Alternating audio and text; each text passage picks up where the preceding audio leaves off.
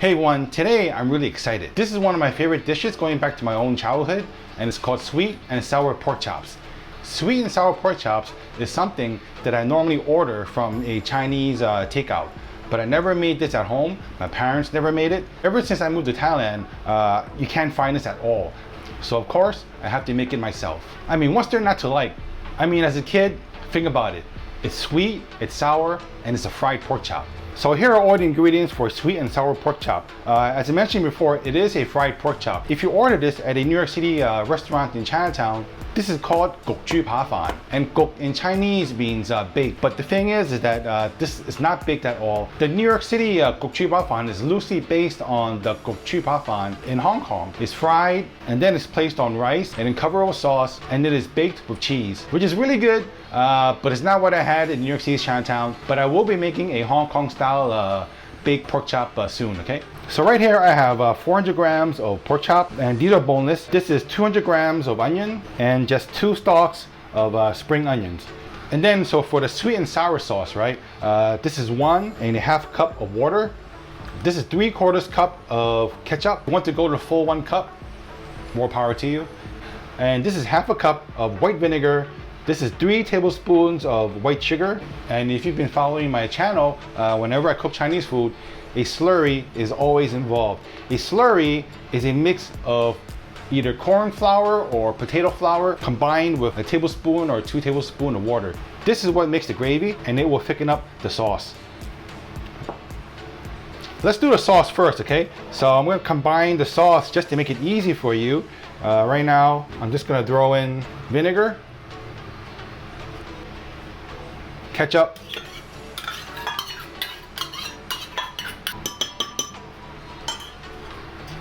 and the sugar.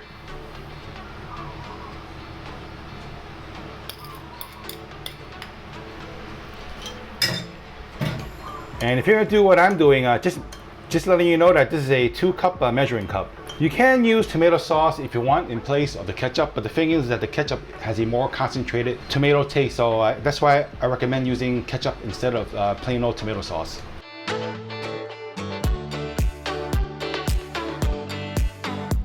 Like that, and that's enough.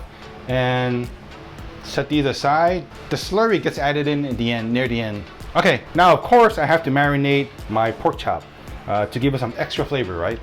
So for pork, this is 400 grams of pork chop. So each piece is about 200. I can eat all of it in one sitting, but you can consider this as 2 servings, right? So for 2 persons. So the first thing I'm gonna do is I'm just gonna cut into the pork, the fat. I don't want to cut off the fat. I just want to cut down the fat, because what happens is if you don't cut the fat layers, what's going to happen is it's going to curl up when it fries, and it's going to look like a baseball glove. So just cut into the fat so that it doesn't curl up and look kind of weird. And then what I like to do is I like to cut it into 2 pieces. The same reason why, because the fat's going to curl up. So I'm going to cut this fat side just right down there to make 2 pieces. Okay? And then I'm just using my knife and just sort of tenderize it.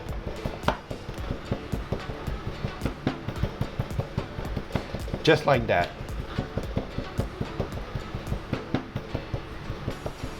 That's enough. Make sure you do the other side. Don't you hate one-sided tenderized meat? And it just makes your pork chop a little bit more evenly, so it'll cook more evenly as well.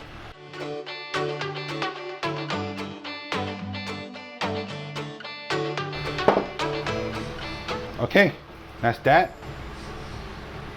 Time to marinate my pork chops. So it's a very easy, simple, basic marinade. Because this is a lot of meat, I'm gonna put in 1 tablespoon of Shaoxing cooking wine, that's Chinese cooking wine. 2 teaspoons of soy sauce.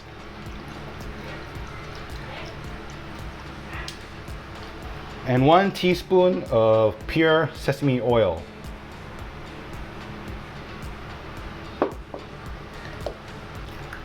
And just really go in and massage these ingredients into your pork.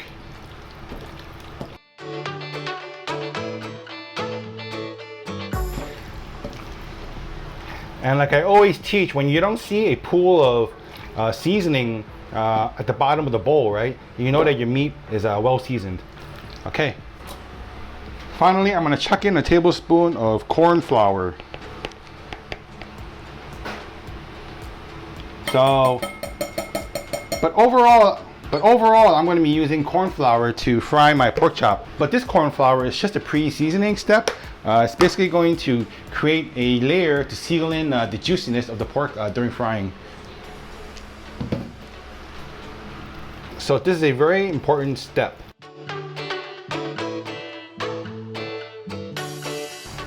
All right, and that's that.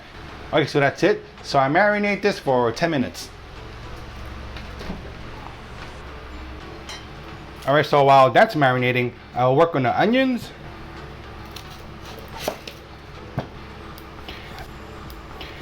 Onions and pork chop, you know, it's a classic combination. Onions are great flavor absorbers. So when it soaks in that sweet and sour sauce, it's like your tongue's experiencing a sunrise or something. That's stupid. I'm gonna cut some thin, and then I'm gonna cut some large. So you get a good variety size of onions. So there you go. And then for the spring onions, just chop off the stems and just rough chop it. Doesn't need to be too small, doesn't need to be too short, just like that, it's okay. Now I have a confession. My sweet and sour pork chops, they taste better than the ones that I had when I was eating in New York City's Chinatown. I'm not showing off. Like all restaurants, they'll pre-fry all their ingredients so that they can meet the demand of the lunch rush. And then when they need to make the sauce, they make the sauce and then they'll combine it. But by that time, the fried pork chop is, you know, it's soggy by now, you know. And then when you add sauce on it, it gets even more soggy. So when I ordered this for takeout, or my parents ordered it for takeout, by the time it gets home, it's a really, really soggy fried pork chop. But it's really sweet and it's very vinegary. It just tastes good, so you don't really think much about it. But when you have the opportunity to make it at home, you're gonna notice a huge difference. All right, so my pork chop has finished marinating. So I'm going to coat my pork chops with a 1/4 cup of corn flour.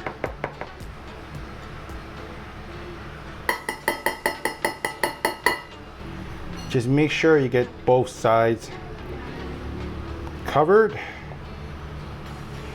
They should sort of resemble like powdered donuts.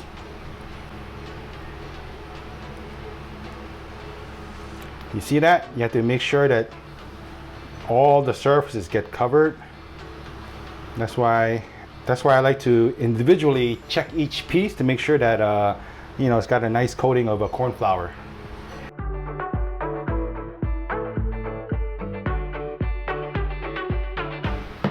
Okay, so that's done. I'm gonna heat my oil to about 350 degrees Fahrenheit. So while that's heating up, I'm gonna give the beginners some tips about frying, because I know there are plenty of people who are afraid to fry foods at home. I have a friend that never wants to fry foods because she thinks that oil jumps up like a cobra, you know? So I understand safety is very important. I've been burned, I know it hurts.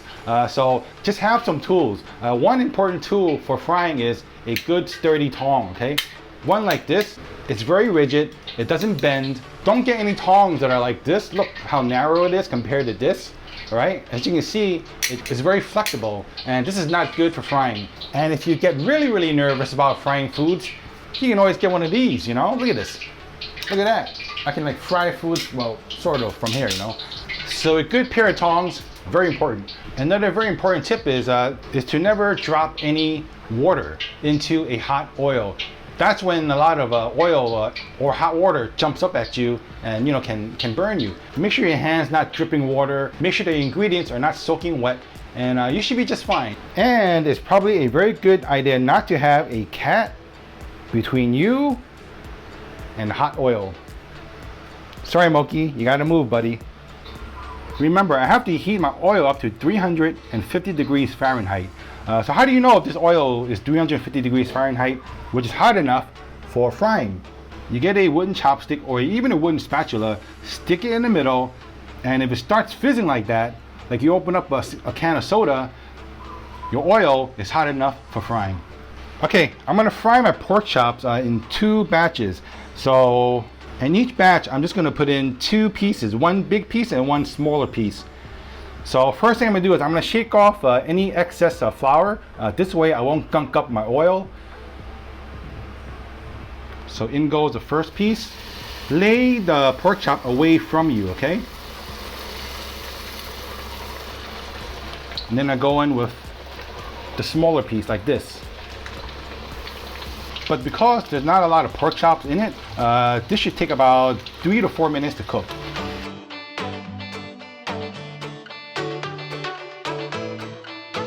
And halfway through, I'm just gonna flip it.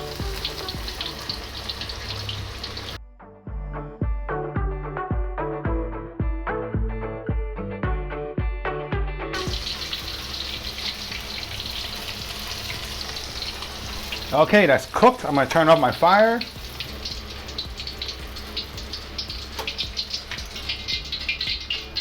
Okay, so I'm just gonna remove the oil and put it into a stainless steel pot.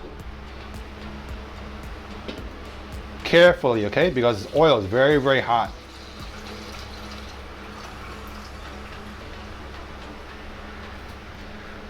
So using the same pan, there's plenty of oil in this right now. It's still my pan is still very, very hot.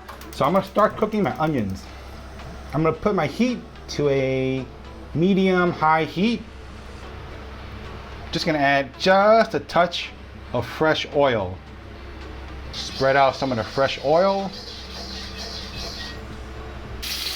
I'm gonna throw in my onions.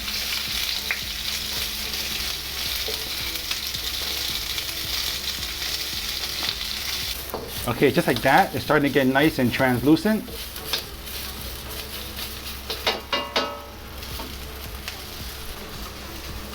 Give my sauce a nice final mix and just pour it in.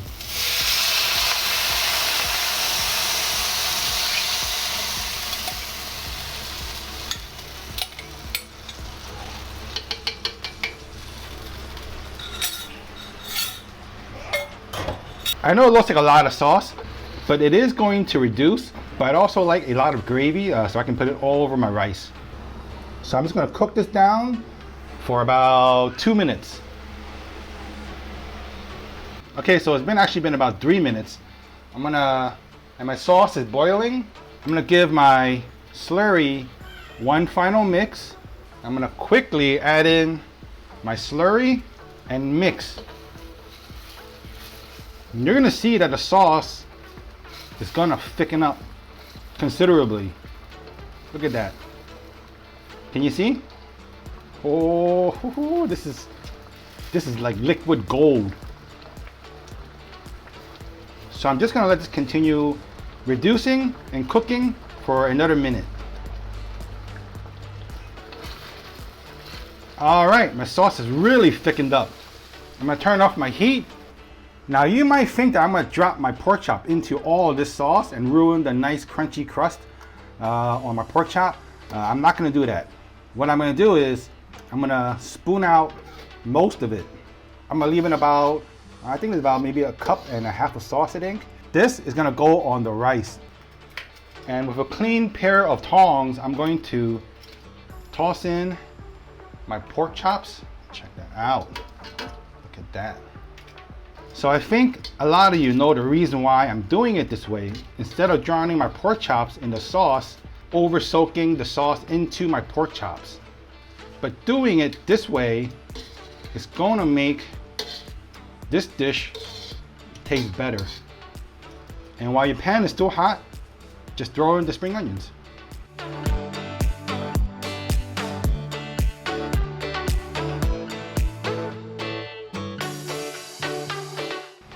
Okay everyone, so there you go. My special sweet and sour pork chop. You know, from the light that's coming out from the outside, it kind of makes my pork chop, it kind of makes this dish look a little bit like magical.